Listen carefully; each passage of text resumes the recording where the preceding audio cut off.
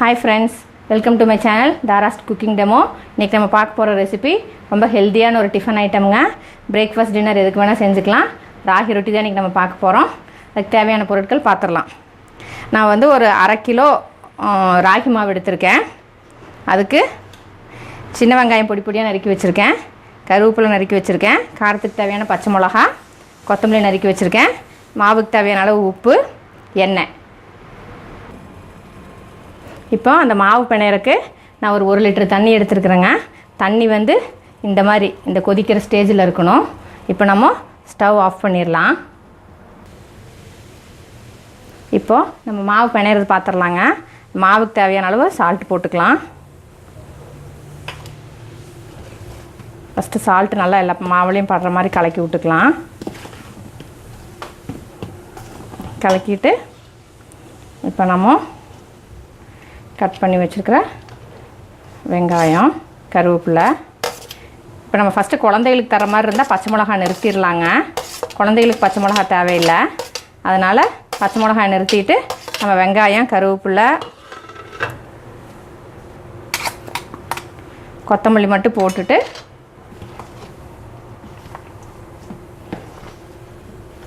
ஒரு தடவை மிக்ஸ் பண்ணிவிட்டு இது தண்ணி வந்து கொஞ்சம் கொஞ்சமாக ஊற்றி சூடாக இருக்கிறதுனால நம்ம கரண்டியில் தான் கிளற முடியும், கை வச்சிடக்கூடாது.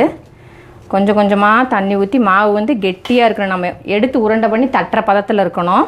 ரொம்ப தண்ணி ஆயிடுச்சுன்னா தட்ட முடியாதுங்க, பிஞ்சு பிஞ்சு வந்துடும். அதனால்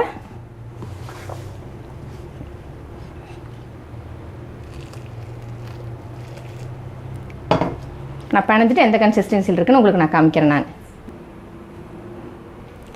மாவு வந்து இந்த கன்சிஸ்டன்சியில் இருக்கணுங்க.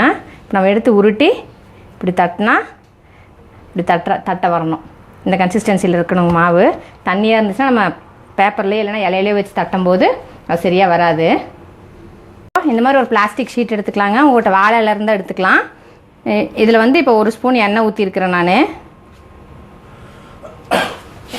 எண்ணெய் ஊற்றிட்டு இதை இப்படி தேய்ச்சிக்கலாங்க. ஒரு உருண்டை மாவு எடுத்துட்டு இப்படி வச்சு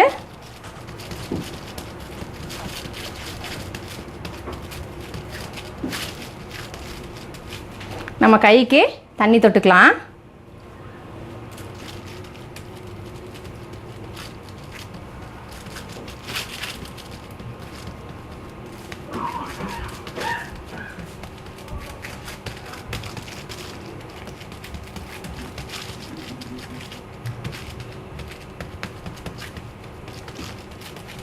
இந்த மாதிரி தட்டிட்டு நடுவில் ஒரு ஹோல் போட்டுக்கலாங்க. இப்போது பேன் வந்து அடுப்பில் ஹீட்டாக இருக்குதுங்க. இப்போ தட்டின மாவு எடுத்து இப்படி போட்டுட்டு எண்ணெய் ஊற்றிடலாம்.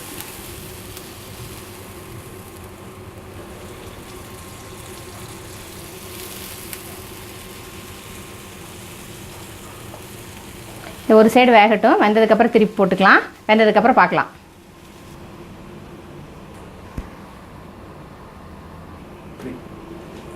இப்போது ஒரு சைடு வெந்துருச்சுங்க. நம்ம திருப்பி போட்டு இந்த சைடும் வேக வச்சிடலாம். இந்த சைடு உங்களுக்கு வேணும்னா நீங்கள் எண்ணெய் ஊற்றிக்கலாம்.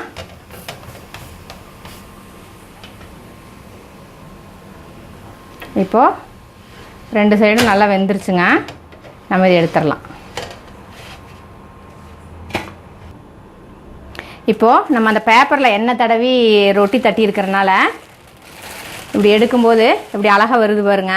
அதேமாதிரி மாவு வந்து நான் சொன்ன கன்சிஸ்டன்சியில் பிணைஞ்சிங்கன்னா தான் இப்படி வந்து ஈஸியாக பேப்பர்லேருந்து வருங்க. இல்லைன்னா பிஞ்சு பிஞ்சு போயிடும். அதனால் அது கவனமாக பார்த்துக்கோங்க. போட்டுட்டு இந்த மாதிரி சுற்றி எண்ணெய் ஊற்றிக்கோங்க. ரொம்ப ரொம்ப சாஃப்டாக இருக்குங்க. ரொம்ப டேஸ்டியாகவும் இருக்கும். ரொம்ப ஹெல்த்தியான டிஷ்ஷுங்க. கண்டிப்பாக ட்ரை பண்ணி பாருங்கள். இப்போது 2 சைடு நல்லா வெந்துருச்சுங்க. பார்த்தாலே தெரியும். இப்போ நம்ம ஸ்டவ் ஆஃப் பண்ணிடுறோம். இப்போ ரொட்டி செஞ்சாச்சுங்க. தேங்காய் சட்னியோட சர்வ் பண்ணால் ரொம்ப நல்லாயிருக்கும். ரொம்ப ரொம்ப ஹெல்த்தியான டிஷ்ஷுங்க. நம்ம குழந்தைகளுக்கு செய்யும்போது பச்சை மிளகாய் போட தேவையில்லை. அதுக்கப்புறம் நம்ம பெரியவங்களுக்கு நம்ம செய்யும்போது பச்சை மிளகாய் சேர்த்து அந்த மாவில் மிக்ஸ் பண்ணி தட்டிக்கலாம். நம்ம இந்த வீடியோ உங்களுக்கு ரொம்ப யூஸ்ஃபுல்லாக இருந்திருக்கும்னு நினைக்கிறேன். வீடியோ பிடிச்சிருந்தா லைக் பண்ணுங்கள், கமெண்ட் பண்ணுங்கள், ஃப்ரெண்ட்ஸ் அண்ட் ரிலேட்டிவ்ஸ்க்கு ஷேர் பண்ணுங்கள், சேனல் மறக்காமல் சப்ஸ்கிரைப் பண்ணிடுங்க. இன்னொரு நல்ல வீடியோவில் நான் உங்களை சந்திக்கிறேன். Until then, stay blessed and be happy always. Thank you.